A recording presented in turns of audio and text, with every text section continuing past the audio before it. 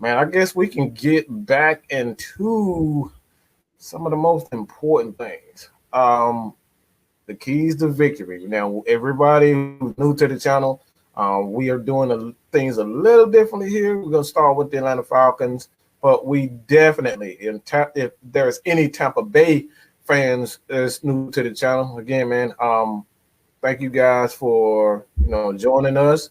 As a matter of fact, I have a show with the guys at 9 o'clock. I will be back, but I'll head over there for 15 minutes to kind of give those guys, the 411 Atlanta Falcons content, what's going on with our team. I will have that video in the community tab so you guys can check it out. But the 3 keys to victory, man. Ju, you want to start us out? With the Falcons' 3 keys to victory. Okay. So 3 keys to victory. First key to victory in this game: stay ahead of the chains. Stay out of 3rd and long. Throw the ball early. On 1st down, throw the ball. Throw the ball when they're at least expecting you to throw the ball. And usually that's on 1st down when they're in their base defense, when they think you're going to run the ball. So keep them off balance in this game. Also in this game, when I say throw the ball, come out fast. Start fast. You got to get out to a quick start in this game. Start building like we did in the first game. When you come out, if you get a 1st down, go into a no huddle. Try to keep these guys on the field and wear these guys down. We know that Tampa has a good defensive line, so you want to wear these guys down. So if you get out to a quick start, if you stay ahead of the chains, if you throw the ball on 1st, because a lot of the times teams expect you to come out running the ball, especially how we ran the ball in this last game. They're going to expect us to come out in a heavy run sets and run the ball with Mike Davis and Cordero Patterson. So come out and do something different and kind of throw them off balance. Now, I'm not saying don't run the ball at all, but I'm saying throw the ball early on 1st and 2nd downs, mix it up so you can get into those 3rd and short situations and stay out of those those 3rd and longs, because we know we have a young offensive line and we know that their defensive line like to pin their ears back. So don't give those guys a chance to pin their ears back. If you stay in 3rd and mediums, like 3rd and 5 and less, you can prevent them from pinning their ears back, bringing those exotic blitzes and things of that nature. The second key to victory in this game is turnovers. Win the turnover battle. If you're on defense, try to knock the ball, loose. Foye is known for punching the ball out. I need these guys trying to strip the ball out. Ronald Jones in the first game, him and Fournette have a fumbling problem. Both of those guys have been fumbling the ball as of late. In this last game against the Cowboys in that first game, Leonard Fournette was thrown a screen pass, went off his hands, intercepted by Trayvon Diggs. So we got to take advantage of their mistakes. So the second key to victory is win the turnover battle. Protect the football, no interceptions, no fumbles on our end. And when they make a mistake, capitalize on it. If they fumble or they throw an interception, capitalize on it. And then my third key to victory is going to be very simple. In the red zone, score touchdowns. K-Styles talked about it. We know that the Bucs have a high-powered offense. So when they get in the red zone, green zone, money zone, whatever you want to call it, they're going to put up touchdowns. So we have to score touchdowns. I don't want to see Younghoe Koo trotting out on the field, but just to kick an extra point. We need to see touchdowns. We didn't score a single touchdown in that first game. So we definitely have to score touchdowns in this first game. And I want to see more creative plays out of Arthur Smith. I know it was his first game. He probably couldn't, draw up everything that he wanted to draw up in that first game. But in this game, and when we get in the red zone, I went back and watched that Eagles game. And a lot of those plays were really vanilla. Like, it was really nobody open. If you guys go back and watch that first game when we were in the red zone, Matt Ryan really didn't have anybody to throw the ball to. Pretty much it was sticky coverage. They were just rushing 4 and dropping 7 in the coverage. And they were playing a lot of zone coverage. So when we were in the red zone those 2 times we were there, to me, we weren't creative enough. So be very creative. I know Arthur Smith has some, things up his sleeve. And I want to see those rub routes. I don't care that we got called for PI in this last game. The way that you get guys open in the red zone, we've seen New England and all of these teams. Even when Kyle Shanahan was here, I don't know if you guys remember, I believe it was like the playoff game against the Seahawks, where he threw like a slant to Julio Jones, and Mohamed Sanu kind of was just like blocking on the play. I want to see some creativity. And when you get in the red zone, please don't take out Kyle Pitts. Leave Kyle Pitts in the game. We need all of our weapons in the game. Kyle Pitts and Hayden Hurst, keep those big body guys in the game, because you can throw them fades. You can do a lot of things with big bodies. And when you get in that tight area, we have a lot of smaller receivers. So I want to see us go big. I want to see Hayden Hurst out there on the field. I want to see Kyle Pitts out there on the field when we get in the red zone. If we do those things, I think that we will have a chance at winning this game. So the first key to victory, stay out of 3rd and long. Second key to victory, win the turnover battle. Third key to victory, score touchdowns in the red zone. If you do those 3 things, you'll be right there neck and neck with the Bucs, possibly pull off the upset. Okay, Stizzle, you want to get yours in? All right. You see, as I'm rubbing my nails here, number 1, whatever the hell you did last week, do the complete opposite.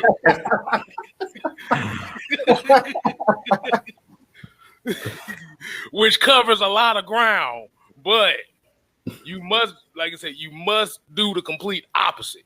You was conservative, open it up. You throwing quick out routes, throw in the middle. You kick field goals, score touchdowns. Like I said, it's just simple as that. 2, if I see some yellow out on the field, if I see yellow on the field, it better not be 14 times. It better not be 12 times for 100 yards. We cannot have that. Like I said, these are the defending Super Bowl champions. They are battle tested. Like you said, this is a high-powered offense. This is an aggressive defense. Penalties are going to kill you. And 3, do your damn job. What I mean by do your job, hold your zones. Hold your containments. Hit the quarterback. Tackle in the open field. Like I said, I don't have no extravagant words to say about the 3 keys this week. But the only thing I'm just going to say is you got to bring it all this week. Because now you have Arthur Smith and his coaching staff is going to have to, they're going to have to prove themselves, because the first game literally has the fan base turning against each other. So you want to smooth that out. I'm going to end up on that. Well, mine is probably one of the most obvious ones. And I think this is the most important. Going back and seeing a few clips of the game, 2 things that, well, it's really one thing that stood out to me. And I know a lot of people, the first thing that come to mind is going to say pass protection, but that's not what I saw. What I saw with this offensive line is that it's just not together. I like Dre, everybody knows I always say one thing that matters with the offensive line and even the play calling with a quarterback and a coach. Chemistry. I literally, everything I saw was just chemistry. It was a lot of assuming from this person and that person. We saw the guards. For me personally, the one thing that stood out to me is the guards. They were assuming that he was going to have this person and they was going to have that person. it had very little to do with technique. Just on the few film things that I've seen on Twitter, a few guys put out a couple of things, but I saw things that were easily corrected. It was assuming. Chris assumed that, Mayfield was going to have this guy, and like again, it was every once in a while. It's like you saw some technique. It's like not every offensive lineman is going to, be technical. Like they're gonna be some big hogs. Big hogs. All they want to do is run and smash. Like that's ultimately what they do. So like you're not going to be perfect in technique all the time. Even in basketball, a quarterback. I mean, Aaron Rodgers. You look at Aaron Rodgers. He probably got the worst technique as a thrower there is. All he does is just heave the ball up.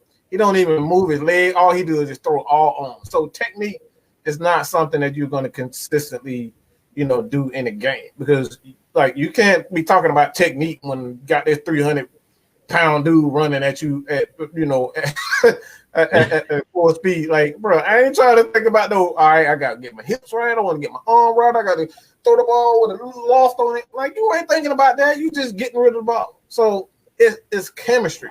I need to see the guards' chemistry. All right, that's the first one. The second one for me is, despite what a lot of people think, like I think he did everything that you possibly need right now. They need a change in culture. And for a long time, we've all seen that this Atlanta Falcons team, all we know is when we get down, where is Julio? Where is Matt Ryan? Where is Grady Jarrett? Where is Dion? We can't do that anymore. This is not the new. This is a new team, a new regime. Everything that you saw before, get it out of your head. And like I said, I love the fact that he did not stop running the ball even when we were down. As fans, it's ingrained in us for the last 6 years or so. All we know is when we down, can Matt Ryan save us? That's it. That's what we know. So I even caught myself like, why are you not passing the ball? Why are you not passing the ball? We're down. That's a great trait. That's a great trait to have right now. We need a culture change. So the second one is obviously run the ball so we can play action off of it. You got to play action off of it. You're going to get big plays from Kyle Pitts. You're going to get big plays from Calvin Ridley. So don't stop running the ball. Do not stop running the ball. And the third one is obviously probably the most important, as everybody looking at Miss Maggie. Grady Jarrett. I need you. I'm just in here quiet. Go ahead, Mike. I need you to finish sacks. I need you to finish sacks. Look, girl, why you gotta come in here with all that mess already? You already started with me. I'm trying to be mellow, Mike. You today, okay? started with me. I just came in on the screen. You already everybody looking at Maggie. But Grady Jarrett, like I said, Grady Jarrett got to finish sacks. Because Tom Brady ain't gonna go nowhere.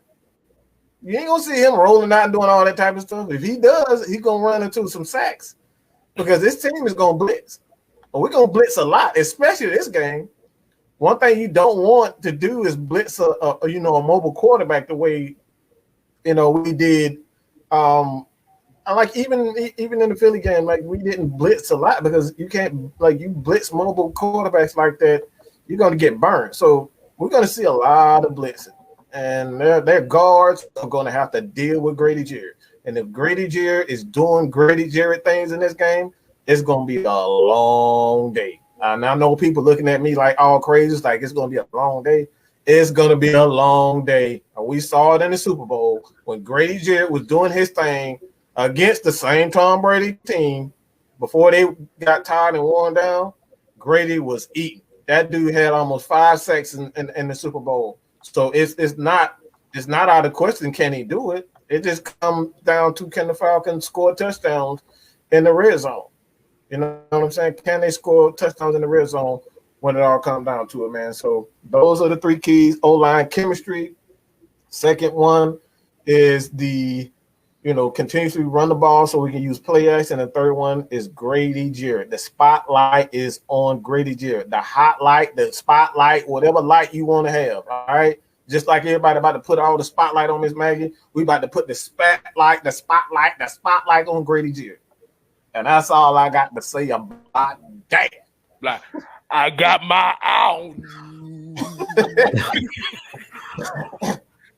What's up, everybody? I was trying to wait because my internet trying to go in and out today. I'm the K Styles of the day. So, what's up, everybody? I've been kind of missing the action, been taking a break, during the preseason and everything else. But I'm well.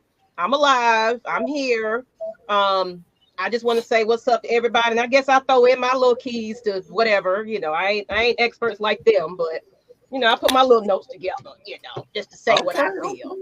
Whoa, a little bit. So, but anyway, what's up, Mr. Motivator? Let me say hey to everybody since it's been a while since everybody's seen me. What's up, Ray Fitty? How you doing, baby? How y'all doing? So, as far as you already kind of said what I had, what I had down. One thing I can say is eliminate the negative plays, the penalties. We got to get a handle of that. Apply pressure. I'm not gonna put them in order like y'all do. I'm just gonna list some things that I feel because y'all kind of already list a few things I was gonna say. Our alignment, we got to line up right. And one thing about it is I think we only registered one tackle for last game. Is what I'm thinking. I remember we got one sack. One sack. Yeah, one sack. Okay, it was one sack. So we got to do a lot better with that. Definitely. And stop the explosive plays from Tom Brady's side. It's just what it's gonna have to come down to. It's like we can't keep defense on the field as long. We got to do our part offensively because honestly, when you don't protect that Matt Ryan, and he don't have enough time to do what he needs to do, you see him on the ground a lot more. And you saw that horrible picture of him. Everybody like, y'all want to see a dead body? It's embarrassing. It's embarrassing, So y'all kind of pretty much said everything I wanted to say, but I just wanted to go and protect. That's right. That's right, people. That is right, people. Let's see what everybody's saying in the chat. Put pressure on Tom. Oh yeah, definitely. Putting pressure. Yeah, penalty did kick our ass, definitely. Yeah, and that's we're gonna go into the Tampa Bay Buck. Good gracious, like we're gonna go into this dude 2 years old. I just don't know what's up with him, and he's just in a screaming phase for whatever reason. But again, I'm sorry. They said 2 years old is the worst, and mine is coming up. Just screaming for no reason. He'll just be sitting there just like what's wrong with you? No, you gotta see what his daughter do. K Styles. Oh my gosh, she'll have this little fit. She'll do this and then she mad. She'll go in the corner and she'll throw tantrums like she throw her hand, but she'll go in the corner and just be like, oh, I want everybody to look at me right about now. She just fall out like she just dead or something like. And then everybody tell what Adonis was doing earlier, dude. Tell him what Adonis was doing earlier. Man, Adonis be doing everything, dog. That boy screaming, talking. I'm about to bring him on the show. So he gonna get his 3 keys of victory. He was talking up before the show. Girl, man, I came home, boy. I was tired of hell, boy. I came home. As soon as she came in, she had a whole conversation with me. And I understood for some reason. I don't know how. You understood everything, man. Hey man, let's get to these quick Tampa Bay keys to victory. Go real fast. Jude, go ahead and start real fast. My bad, K-Style. No, you good. So Tampa Bay, if you're a Tampa Bay fan, first off, yuck. But the 3 keys to victory for the Tampa Bay Buccaneers. All right. First thing with the Tampa Bay Buccaneers, first key to victory is jump out to a lead. If you can get ahead by multiple touchdowns, then the Falcons are on the heels and we're in trouble. We seen that last week, and this is pretty much the key to victory for any team that we play, because our team is not built to come back from a large deficit, because we don't want to get unbalanced. That's what Mike was talking about. So if you're Tampa Bay, you want to come out strong and you want to get out to a big lead. If you can get out to like a 2-possession or 3-possession lead, like 14 or 21 points, or even like 17 points, then the Falcons, you kind of eliminate our running game. Even though Arthur Smith kind of stuck with it, it's hard to stick with the running game once you get down by so many touchdowns, because at that point, you're fighting the clock. So if I'm Tampa Bay and I'm the coach of the Tampa Bay Buccaneers, I'm trying to put the ball in the end zone as many times as possible and make the Falcons play catch up, because we know once you do that, the second key to victory for the Tampa Bay Buccaneers, once you get that lead, you can pin your ears back. And that defensive line of the Tampa Bay Buccaneers, we know that they legit. We thought the Eagles, got after us. Their edge rushers there in Tampa Bay are better than the Eagles. The Eagles really, their line is mainly interior pass rush. The only edge rusher you're really afraid of with the Eagles is Brandon Graham. He's the only guy that's consistent as far as on the edge with them. If you remember last game in the middle, Fletcher Cox and Javon Hargraves, they gave us hell. So in this game, you got JPP coming off the edge. You have Shaq Barrett coming off the edge. Then you got Vita Vea and Ndamukong Suh. So to me, the Buccaneers defensive line is better. So the second key to victory for the Tampa Bay Buccaneers, after you get that big lead, start bringing pressure. And they like to blitz. We know that they like to not only bring pressure with the front four, because that's all the Eagles was pretty much doing, is bringing the front four and then playing zone behind it. But we know that Todd Bowles, he'll zero blitz you. If you didn't watch the Monday Night Football game, they were doing a lot of zero blitzes and stuff like that. We know that the Buccaneers bring Devin White and their other linebacker down on blitzes. So we have to be very careful, with that blitz. But if you're a Tampa Bay fan, first key to victory, get out to a big lead. Second key to victory is unleash the blitz, because we know that we have a young offensive line. And then the third key to victory for the Buccaneers is mainly coaching. And the reason I say that is sometimes Bruce Arians gets full of himself and he starts doing what we've seen Philly doing, going for it on fourth down. Like, respect your opponent really should be the third key to victory. Yeah, the Falcons, we did lose 32-6 in this last game, but don't disrespect us, because you always want to respect your opponent, because we're pros just like you. In any given Sunday, that movie came out for a reason. Any team can beat any team on any given Sunday.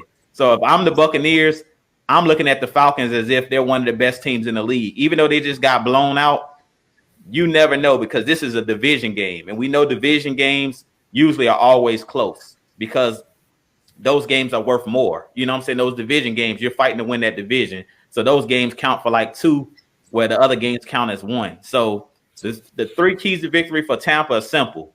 Get a lead. Once you get that lead, the second key to victory is bring that blitz. Let that defensive line and those linebackers just unleash on our young offensive line. And then the third key to victory for Tampa Bay is respect your opponent. Like, don't get full of yourself and start thinking, okay, it's fourth down and we're backed up. We're going to go for it because they can't stop us. You do that, then you put Matt Ryan on the short field and you're going to see what can happen. And that's pretty much my 3 keys for the Tampa. Okay, Stizzle. Damn, you kind of hit on one of mine, but I'm gonna go ahead and reiterate it my side. But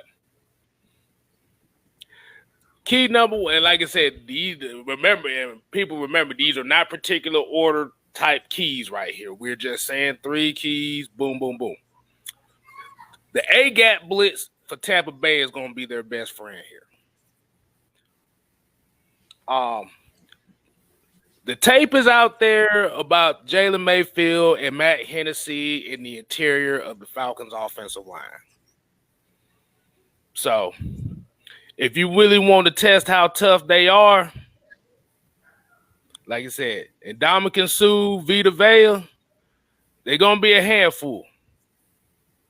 But the A-gap blitz, double A-gap blitz that y'all are specialty, that y'all specialize in, That's going to be your best weapon on defense to demoralize. 2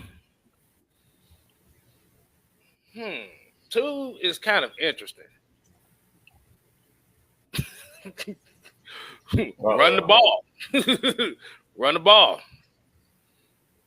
Ronald Jones, Leonard Fournette. Those are your hogs that won you that Super Bowl. You run the ball. Uh-huh. You want to limit it. You want to limit the Falcons defense as many opportunities to hit Tom Brady as possible. This is why we say running the ball is very important, because you don't want to put many hits on your quarterback, regardless on what style of quarterback they are. And 3